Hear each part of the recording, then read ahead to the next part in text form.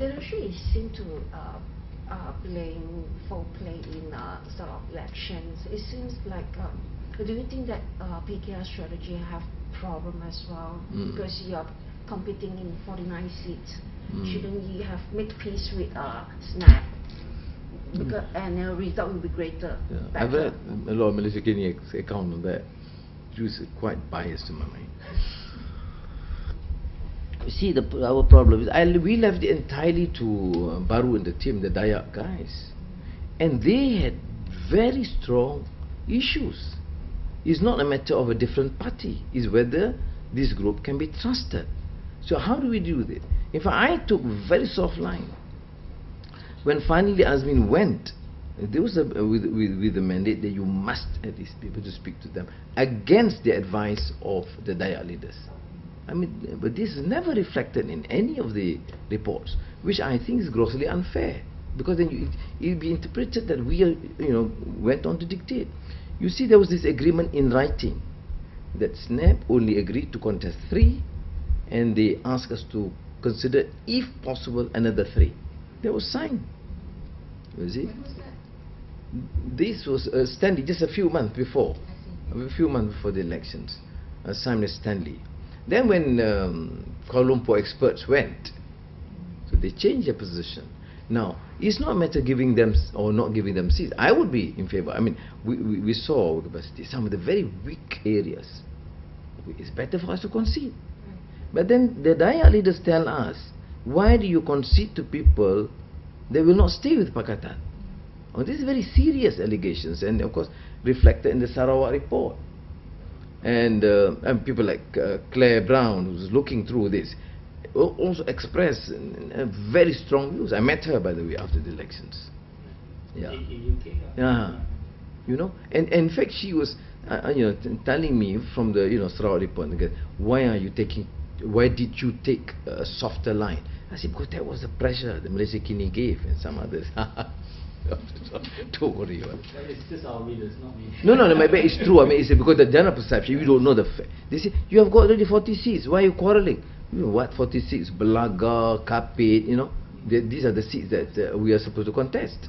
Now, then when we discussed with Baru, I was very much with Baru, finally, because most of the negotiations done by Azmin and the team. Tian went and then Azmin, then they came a report. So it is Baru,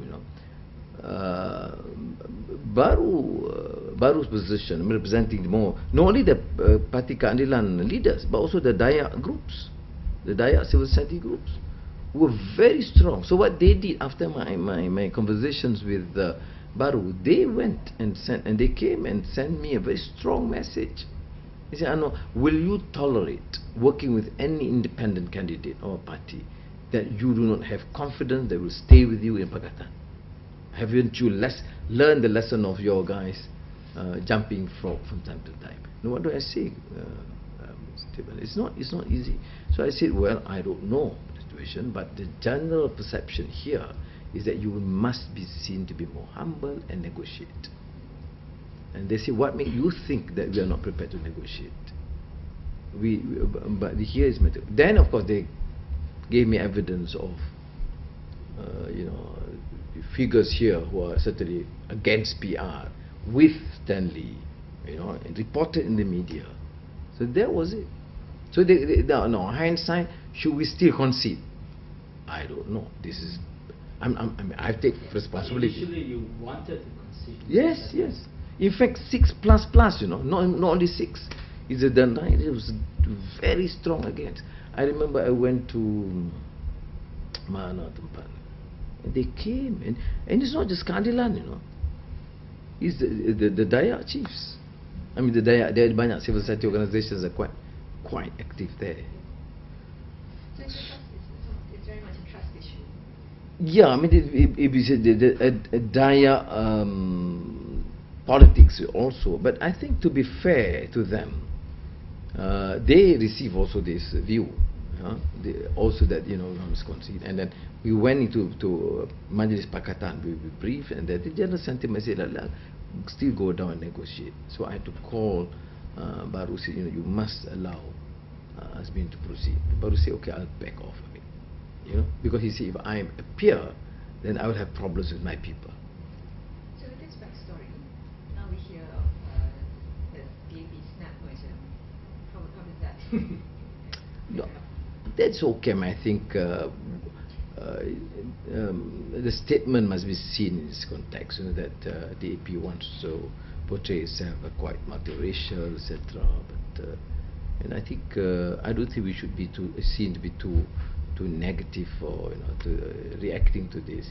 I mean, the Dayaks so I think the AP also have got the message from the Dayaks, you know. So I think and kids say probably if it's even not the party, then probably some individuals. So I think we should give some leeway or space for the AP to discuss. I mean, the issue is when it's done in public, then the reaction is not too good. And I told this to the AP leaders. I said they can proceed, but then, you know, the perception is you go with parties that have lost their deficit. You go with the parties that is questionable in terms of their position vis-a-vis Pakatan Rakyat, or truly independent in somewhere in between. Like, you know, remember there was so much pressure for us to support this independent candidate against Taib Mahmud. Oh, right. All right. Okay, Yeah, because Saleh has more funds or the family, etc. And I, you know, think okay lah. You know, normally I tidak, contrary to my public speeches, I'm a bit conciliatory in many ways. So, and then they showed me this report in his interview in the Straits Times. I am opposed to Taib and Barisan in Sarawak. I support Najib and Barisan in Pedro. So kita kata we can't proceed with that. How do you get? But for those who didn't know, they still attacked us. They said we were greedy. We insisted. Who wanted the seat? You can give. I tell you, we are okay. With the worst seats that we actually wanted, with the many seats kita, you know, boleh concede. But certainly at that time, the view in Sarawak, particularly the Dayak leaders, not with the snap. Even the result of the election has somehow changed the equation somewhat, in the sense that DAP has won a lot more seats, but PKR is no longer seen as the big boy there in Sarawak. How do you feel about that? No, but I think big or small, we work. I mean, PAS has virtually very small, see. But then, you know, in all meetings and discussions, they must be kept fully informed. Now, this you must not ignore. The importance, the need to recognize the role of each party, however small or big.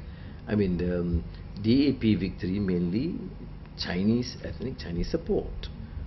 Shows the way Chi Hao won, you see, with a very impressive majority in the name of keadilan, which is not basically ethnic Chinese party, but a multiracial party. So you can sense the mood among Chinese voters there, which to me is a positive point. That is why when it comes to the negotiation even on shadow cabinet, we took a softer line. But okay, the younger guys sometimes they get a bit excited, I can understand. But here, how do we resolve this? We don't resolve according to the superior or junior party. Every single portfolio, we have a team that work on it. Why must be a cabinet, a shadow cabinet like in the UK? You know, you don't have a shadow cabinet in the States. You don't have. I mean, why are we so obsessed with the whole idea of shadow committee is necessary, where you have a team to monitor the role of the portfolio in each in the government. You were the one who mooted the idea of a shadow cabinet. No, shadow committee. We mentioned shadow committee from the word go, and we did announce the shadow committee. Yeah, and shadow committee. How do we work? The younger secretariat of the parliamentarians work on it. Went up to us, to me, Kit Siang and Hadi. Then we approve and make sure that every single committee is well represented. You don't have a dominance of one party or one group. This sensitivity must be well understood at all levels if you want Pakatan to work. So in the case of Sarawak, at least the shadow cabinet that was announced, there was quite an obvious dominance of the DAP representation. Yeah, you know, sometimes it is probably in the Sarawak context they think it's okay, but they forget the ramifications nationwide. It just reaffirm some delegations or this campaign or utusan yang perkasa lain, you see. But to give, to be fair to Ho Ling, his explanation that he did present the issue to the committee. So I say, okay lah, let the Sarawak committee deal with it. That was our response to that. But my view is it should be, regardless of whether PAS is completely no representation in the state. And Kandila 3, you must allow, and particularly, not only representation, but you must give guidance. I took big risk with the Muslim crowd in endorsing or supporting Baru as the prospective chief minister. You can't have him then after that relegated to a very small portfolio. He makes a mockery of it. Of course, some of those who feel okay, I can sense also sometimes, however much we talk about multiracialism, there's also some ethnic bias in some of the comments. But for us, we'll have to, okay, if the decision, since this is a role in the Legislative Assembly, they want Naga Negeri, and they want their Ho Ling to take it, I don't mind, okay, but make sure the representation, particularly the Dayaks and the Malays, are well represented and also have a strong say in the key portfolios. Now this is what I want to be seen to project. But then who decides? They decide. So I say, let them deal with it. Since Baru was there, Baru said, yes, I want to be fully conversant with the subject. Since the date was given too short notice, and I had to go to Kota Kinabalu at that time. So that was all that I said. Let them discuss. Why the obsession about one person being a spokesperson? Why can't we make sure that whatever, say with our position vis-a-vis education, knowing that it's so, it can be very sensitive. Why can't we get the three representatives work together, come out with a common position? Whom do we want to appease about this whole idea of shadow cabinet? It's some of these elites and the professionals. When it comes to the masses, they want a correct policy. So let the team work. Because if you, economic policy, market economy, distributive justice, affirmative action, this, to my mind, is a learning curve. So that I believe strongly, because they debate and business going on and on. It's better that they quarrel and argue the case now. We can agree on the broad parameters. Okay, affirmative action, market economy, yeah. But when it comes to integrity, the details, we have to strongly,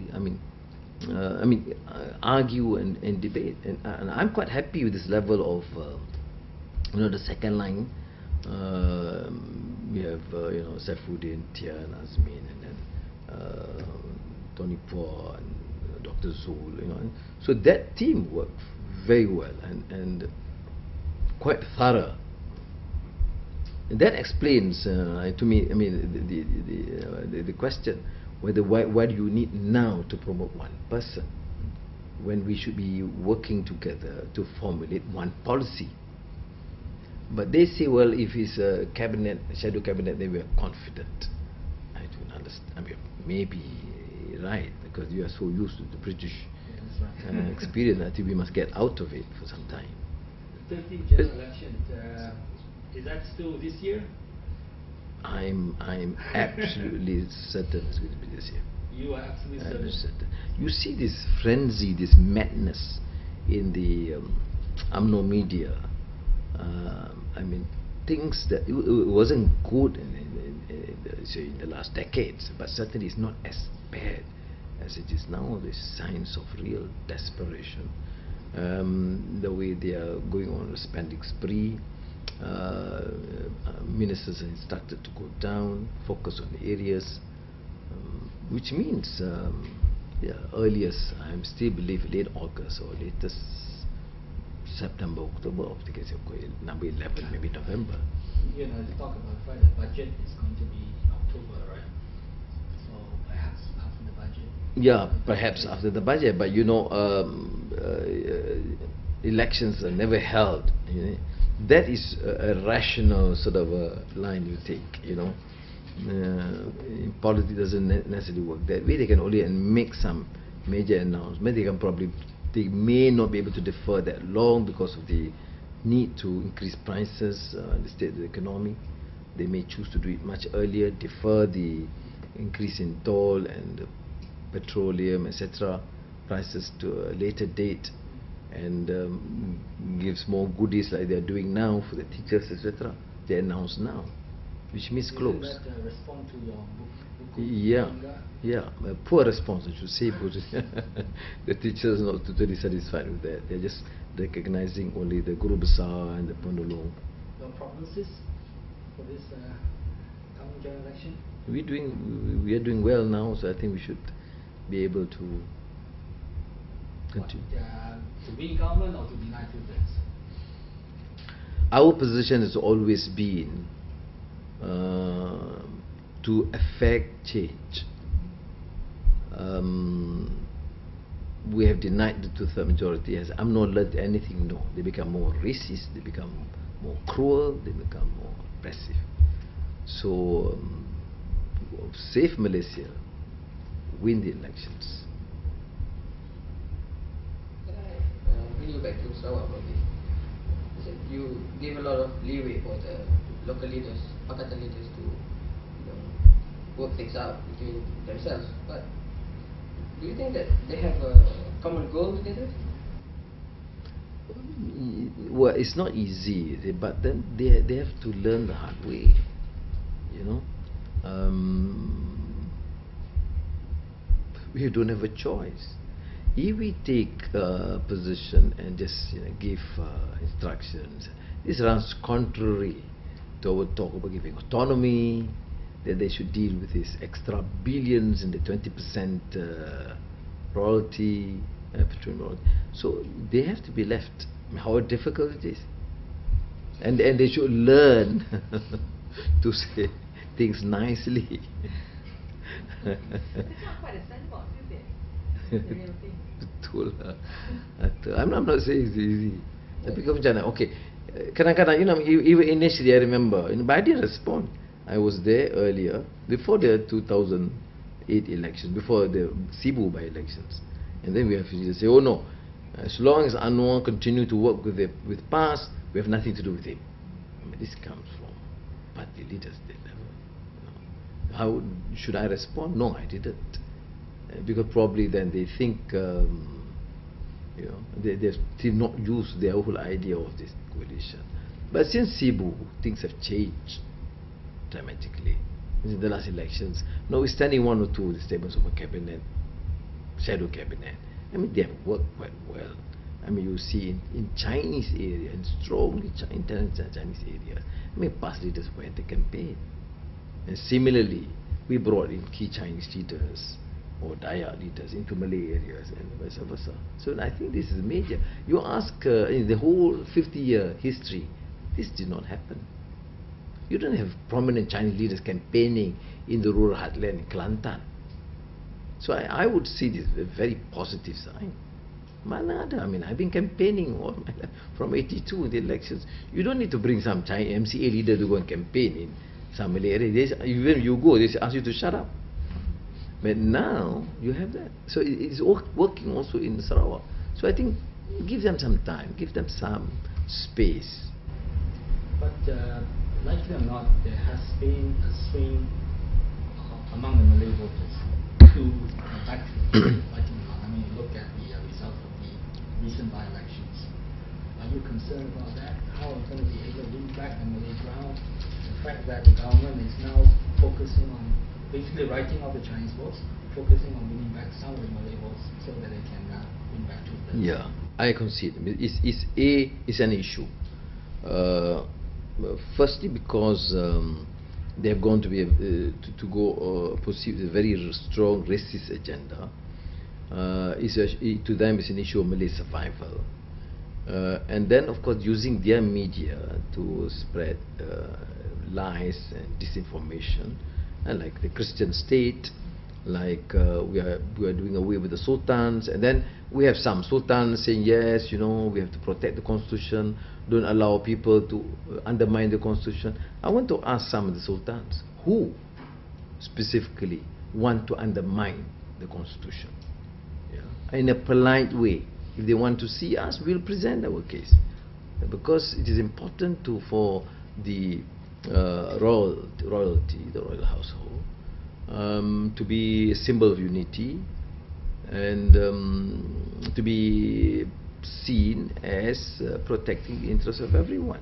Now, as far as I'm concerned, although the target's DAP, but you must do also justice to the DAP.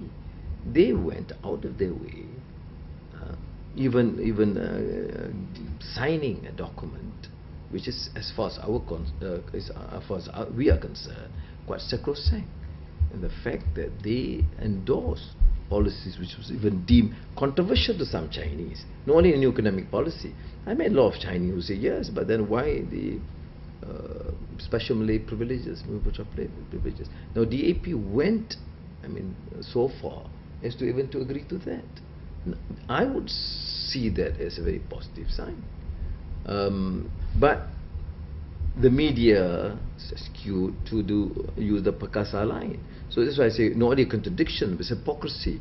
Najib speaking in New York, and Najib using Perkasa and Utusan speaking to the Malays. So how do we deal with it? It's not only keadilan Malays and PAS, but also for the DAP leaders to be mindful of this and to devise a proper strategy, not to give any avenue for them to instill this climate of fear. Is working. In Sarawak, I was criticized by some, saying that because I announced Barubian, that has put more concern or fear among the Malays. And I tried to address the issue. Look, I say, I'm a Penangite. Majority are Chinese. If they decide majority wants a Chinese leader, then I would say please have one who's credible, clean, committed to our policies. And I believe Guan Ling is a good leader, so we support. Now, if we in Penang can have a Chinese Ketua Menteri, why can't the majority Dayak have a Dayak Ketua Menteri? And I consider Baru to be most qualified. They say, what, they will be at the expense of a Malay.